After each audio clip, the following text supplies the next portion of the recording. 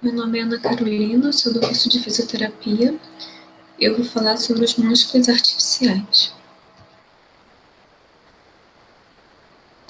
Antes de eu falar dos músculos artificiais, é importante a gente saber que em todos os músculos há células satélites, que são células de reserva, e elas ficam prontas para serem ativadas em situações que ocorre lesão do músculo. E elas fazem a regeneração desse tecido. Isso acontece, por exemplo, quando se faz exercício físico, em que há uma constante regeneração do tecido muscular. Mas em alguns casos, essa mudança é tão drástica que o músculo não é capaz de se regenerar. Isso acontece, por exemplo, em situações de sarcopenia, que é a perda da massa muscular. Isso é uma doença muito comum em idosos. Em caso de câncer, como por exemplo o câncer de mama, que é preciso retirar toda a mama e não vai se regenerar como retirou todo o tecido, é necessário fazer um enxerto. Em casos de laceração, onde a fibra se rompe completamente, ou em casos de distrofia muscular, que são doenças genéticas que causam fraqueza progressiva e perda da massa muscular.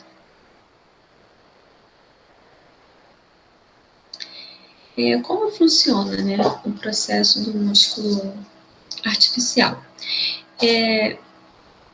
O material foi desenvolvido visando principalmente imitar a capacidade elástica do músculo.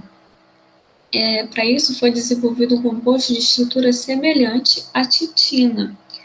A titina é uma proteína responsável pelas propriedades elásticas dos músculos nos organismos vivos. O produto ele age como uma mola com alta resistência, capaz de absorver grandes impactos, o que é indispensável no músculo.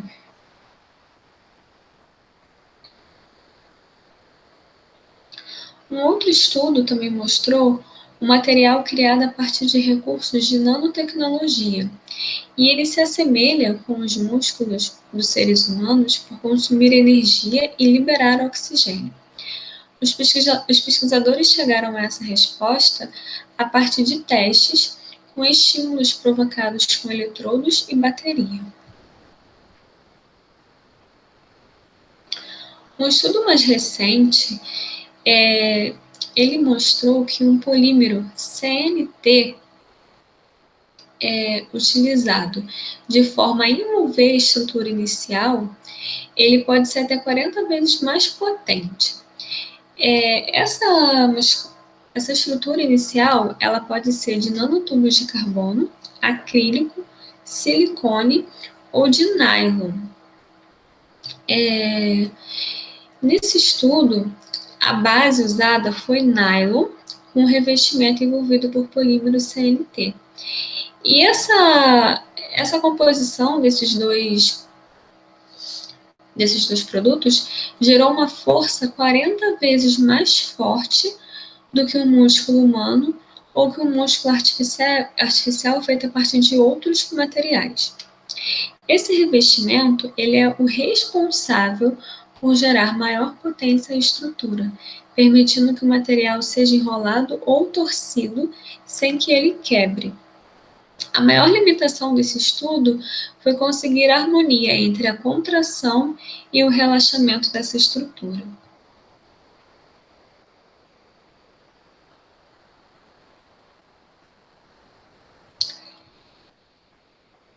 Nesse estudo, houve dois experimentos. Um experimento foi submeter esse material a um choque térmico, ou seja, a uma alta temperatura e a uma baixa temperatura.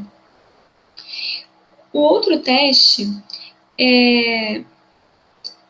era enrolar esse material sem que ele estivesse completamente seco, porque se esse material estiver completamente seco, ele iria se quebrar. O outro teste foi relacionado à largura, porque se ele tivesse muito largo, ele não seria capaz de ser distorcido. Mas se ele estivesse muito fino, ele poderia quebrar. Então, eles precisavam chegar numa largura ideal.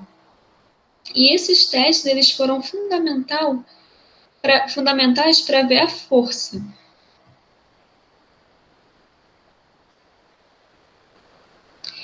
Geração de energia para o músculo. Até então se achava que a única forma de conduzir energia para o músculo artificial era através de bateria. Mas um outro estudo recente mostrou que também é possível alimentar esses músculos a partir de glicose e oxigênio. Tais características também do músculo humano, que são alimentados por glicose e por oxigênio.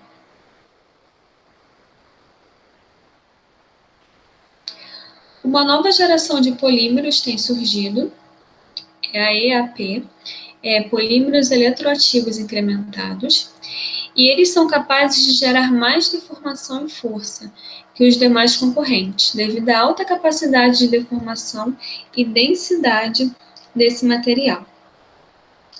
Mas um problema desse tipo de polímero que eles ainda não conseguiram resolver é a capacidade de repetir os ciclos.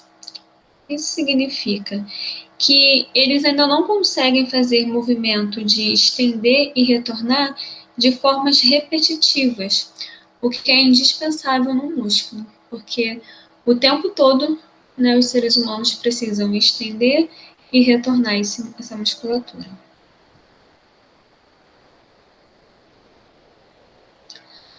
Bom, toda essa pesquisa não ficou restrita apenas a desenvolver músculos artificiais. Também já se estuda a possibilidade de desenvolver outros órgãos do corpo humano, ou também de utilizá-los para substituição de motores elétricos, brinquedos, eletrônicos e até mesmo calçados.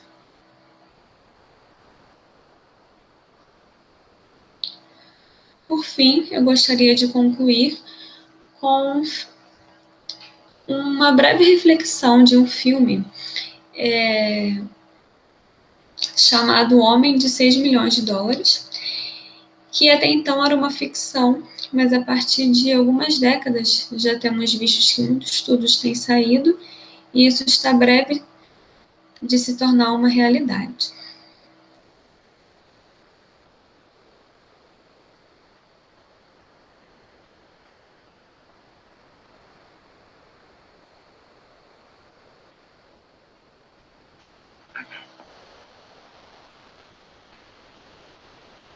É possível que ele adormeça.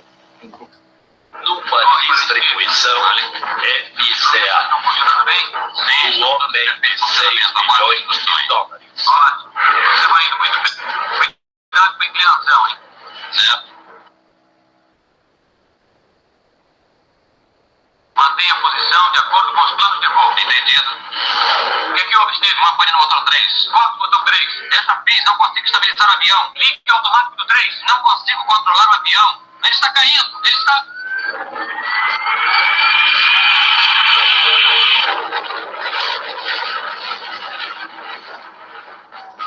Steve Austin, astronauta. Um homem semi-morto. Senhores, nós podemos reconstruí-lo. Temos a capacidade técnica para fazer o primeiro homem biônico do mundo. Steve Austin será esse homem. Muito melhor do que era. Melhor. Mais forte. Mais rápido.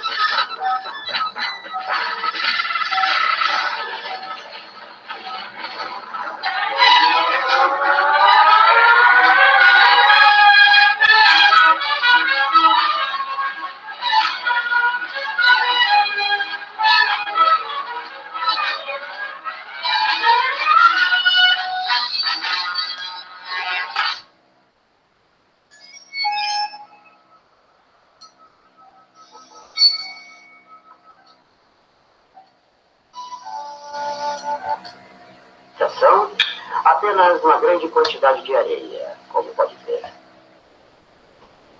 Mas o